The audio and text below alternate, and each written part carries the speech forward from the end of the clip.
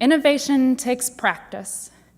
Like anything that we wish to excel in, it's something that we need to dedicate time and energy in order to improve ourselves in. And this is a picture of Bell Labs. And they single-handedly were able to revolutionize the communications industry. And what made this possible was that they're an organization that instilled and fostered a culture of innovation, where they encouraged every single person within their organization to pursue their ideas and to collaborate with others. And every idea may not start out as a good idea. And so another principle that is important to think about is this concept associated with innovation of prototyping and pivoting. And these are 4 companies that the way that they started out and the way that we know them today are not one and the same. And the point is that these principles of innovation are not exclusive to industry, that as researchers and as public agencies, we too can be innovative, we can be the idea factories, and we can be the prototypers for transportation. And we've heard in the various presentations this morning that there needs to be a change in the status quo, that the population of Texas is expecting to double by 2050, and how do we manage that growth? There are new and different business models, the growth of e-commerce and the sharing economy, and the way that we are approaching transportation. We need to rethink and reinvent mobility. And so today I'll talk about 3 different initiatives that we're working with the Texas Department of Transportation on. The first is the Texas Technology Task Force, and this is sort of an idea factory. And then I'll talk a little bit more about kind of the outgrowth of that effort, the Texas Innovation Alliance.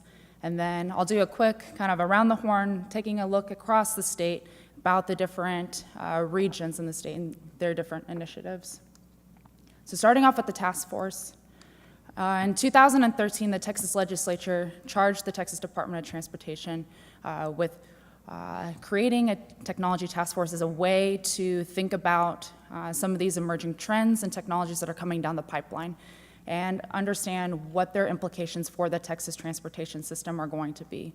And so we worked with them in order to put together a body of subject matter experts from public agencies, from industry, and from research as a way in order to bring together in a brain trust a collaborative group of folks to look ahead and down the horizon. It's not possible to be an expert in everything, and so we supplement the task force in our quarterly meetings with various industry folks, whether that's from the auto industry, from the telecommunications, from blockchain experts.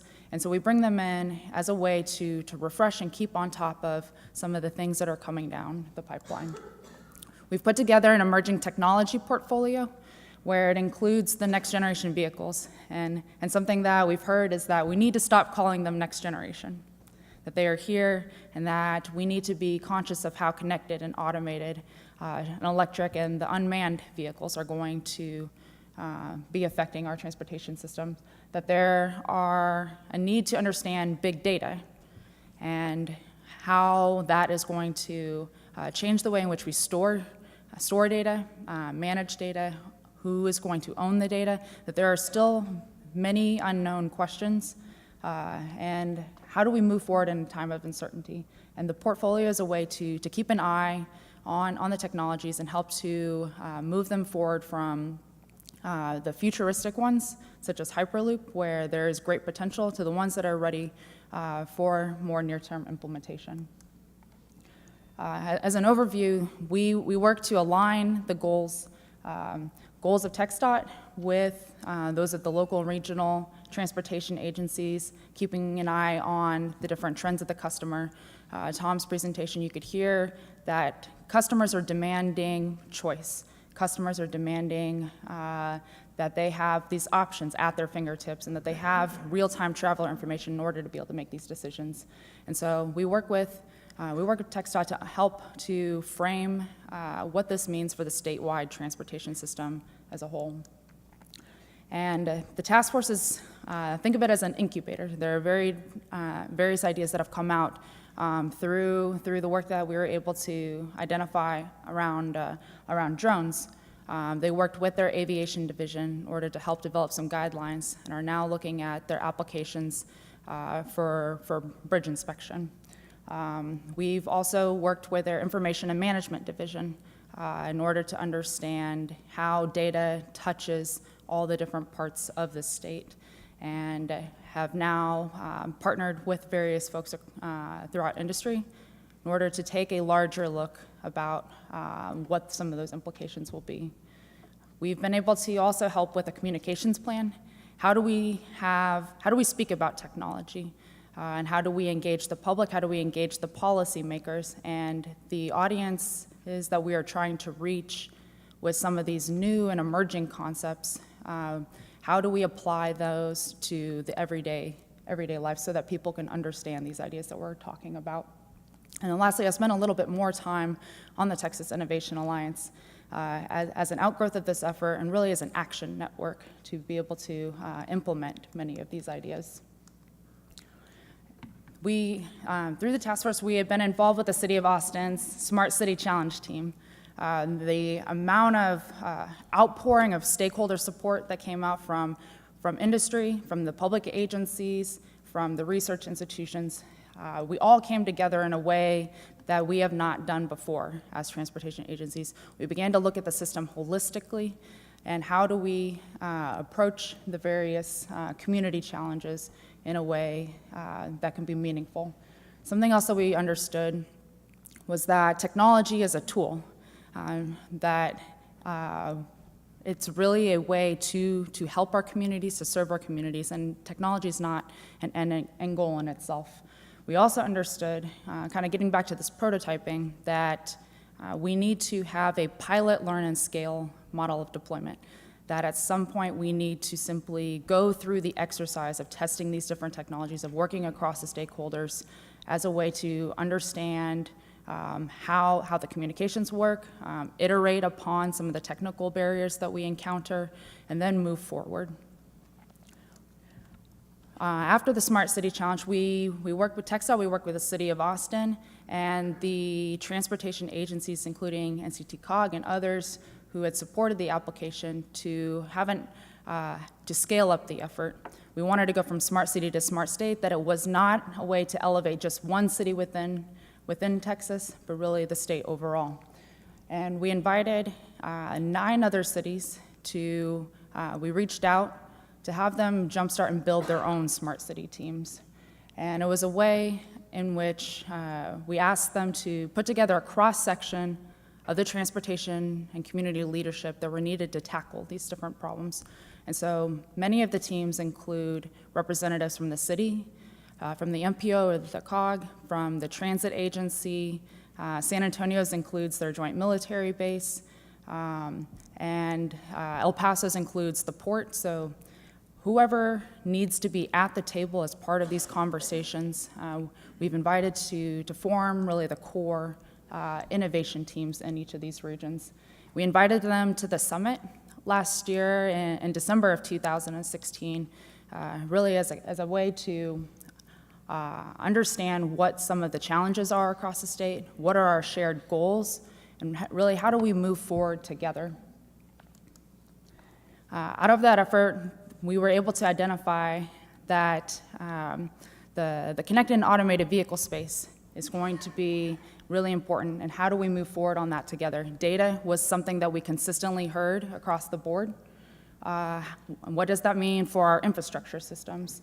And then lastly, there's also a team that's composed of the research institutions, where CTR with UT Austin, TTI of A&M, and Southwest Research Institute out of San Antonio, they formed the base as a way to help the different public agencies in order to understand and answer some of these questions, that there are still some of these unknowns.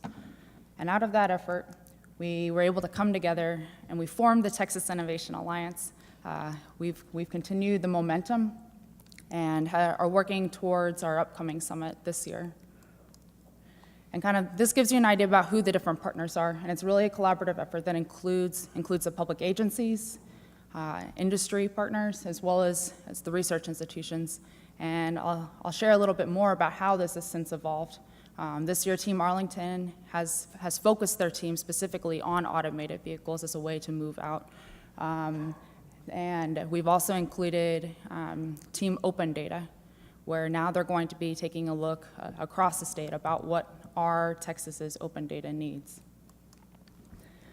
Kind of touching on some of the values of the Alliance, that we really put the community first, that we're really trying to serve people and address the local, regional, and state mobility challenges. We've recognized that there needs to be a spirit of collaboration, that one agency or one region cannot do this alone. And then how do we provide choice? How do we provide a menu of options?